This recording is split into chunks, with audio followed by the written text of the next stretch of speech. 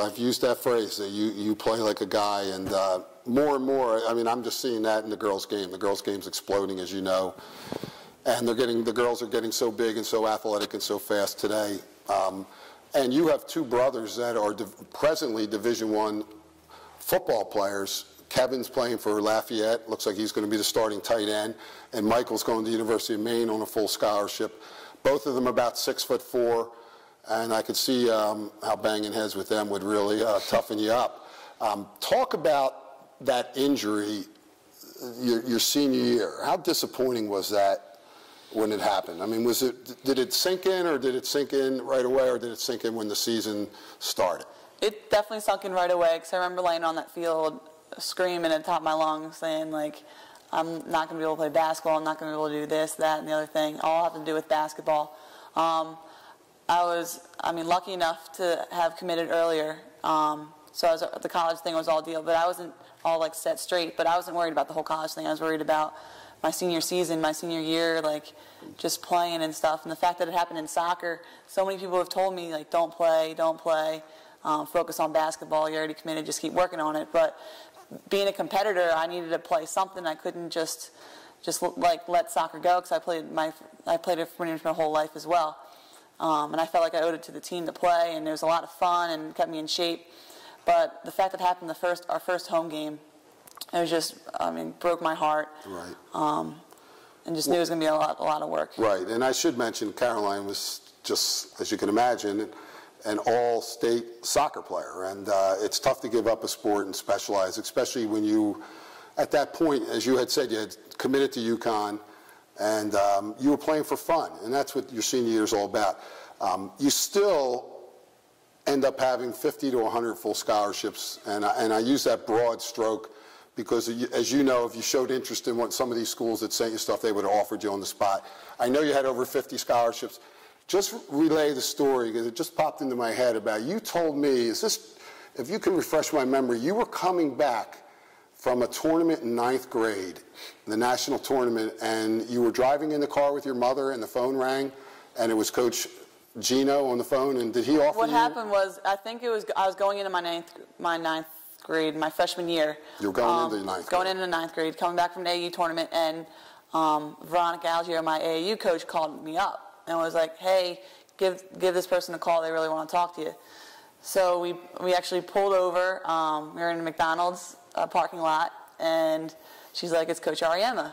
And I was like, what am I supposed to say? Like, it's Coach Ariema. Like, I'm like young, like I'm still a huge fan. I was watching him, watching him on TV and everything. Like, I could talk to him like voice to voice on the phone. Like, I have his phone number. So we're sitting there. My mom made me put on speakerphone because she wanted to hear word for word, and he pretty much was just like, hey, like, keep it up. We're looking at you. You're playing great. We want to eventually, like, offer you to come here. It's still early, but just want to let you know, give you a heads up, keep playing hard and stuff. And I just remember I was on the phone, and I'm just, like, speechless, like, hey, Coach. Okay, Coach. Yeah, like, short answer, just kind of, like, nervous and everything. Short, but it was just an unbelievable thing to happen at that young of age. That's thrilling. It's amazing how basketball, they're recruiting them younger and younger. I just read that they offered, I believe Tennessee, boys team just offered a 7th grade boy. That's the youngest ever. And but that's thrilling. So you have all these scholarships. You come down to UConn, Tennessee, and that's another one of the best programs in the country, the girls at Tennessee. You visit both of them numerous times, because I know your mother was telling me you were literally driving her crazy. We went everywhere. You went back and forth to these colleges over and over. Why did you pick UConn? Tell you the truth, it was like a gut feeling. When I went to Maryland, visited Maryland, that was my 3rd school, and right there I was like, I want to commit. When I went down to Tennessee, right there I was like, I want to commit. When I went up to UConn, I was like, I want to commit. So it's kind of like, I was very thankful again for my family, for my dad. He did research. He did like a flow sheet of who's on the team and what positions they were. He did kind of location. My mom had this checklist saying, like, what I like about school, what I don't like about school, like the location, the weather, the population, everything, the academics. And I kind of did a checklist. And just from doing that checklist, we compared it with the schools, and the schools which offered which. And so just compare with the basketball and the academic side, kind of broke it down to those 3 schools. And after a while, going back and forth, I've been in the school, I think, 3 or 4 times within the year. UConn just couldn't get out of my head, like everything about it. Like I love certain things about Tennessee, but just UConn was always there, and I just think since it wouldn't go away, it was just time to do it. So you pick UConn, and now you go up there, and I want you just to recollect to us that first week of practice. You walk out on the court, there standing in front of you is 3 All-Americans, the Player of the Year, Maya Moore, arguably the best point guard in the country, Renee Montgomery, and one of the top post players in the country, Tina Charles. What was it like walking out on that court in terms of intimidation factor? Did you have to pinch yourself to tell yourself, man, I finally made it, I'm here? The first time was summer school. Elaine and I went up to knock out some classes and to kind of get into the workout plan before preseason started. And I remember walking out to the field house, and they were doing agility and just warming up, and we were saying, like, oh my gosh, Maya Moore is the strongest girl in the world. Just how defined she was. Tina Charles is the tallest girl, and Renee Montgomery, just her strong personality and how committed she was just through warm-ups. We were just stunned, standing there just watching, because we didn't get our physicals yet, so we couldn't participate in any of the activities yet. So we're just watching them. We're watching them do footwork, and we're seeing how quick they're going. We're wondering how we're going to be able to keep up. And after we watched that, they came back and was asking us what we thought of the workouts. We're like, I don't know if we'll be able to do it. Like, it looked so hard. It was so fast. And just them comforting us, saying, like, everybody goes through that. You'll be fine.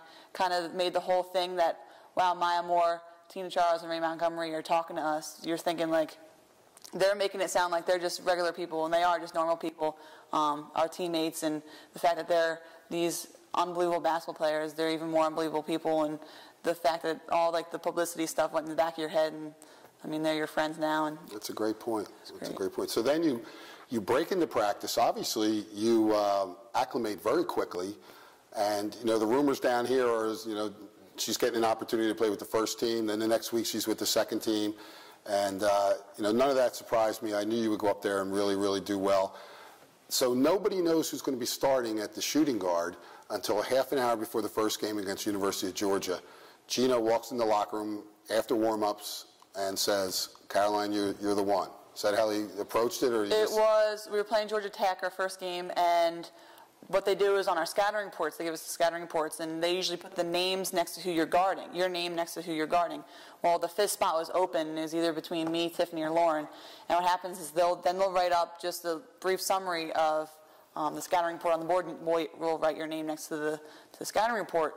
So about a half hour before the game, we warm up first, and we're coming back in the locker room for him to talk, for Coach to talk to us again. And we're all nervous, like it's mine and Tiffany's first game of the season, and we're like, palms are sweating. We're just amazed with everything, and we look up on the board, and I'm looking down, and I'm just trying to get focused because I'm just so, my nerves are running like crazy. I have butterflies in my stomach, and everybody's hitting me on the arm, like, hey, congrats, congrats. I was like, what are you talking about? Like you're starting. And I look up on the board, my name's next to one of the players, and just the feeling, I kind of look back down and prepare myself to play from the beginning of the horn from tip-off, and just that feeling was unbelievable, knowing that all that hard work, all that rehab, coming up for summer school and going through everything that I went through all paid off, and it was unbelievable. Wow.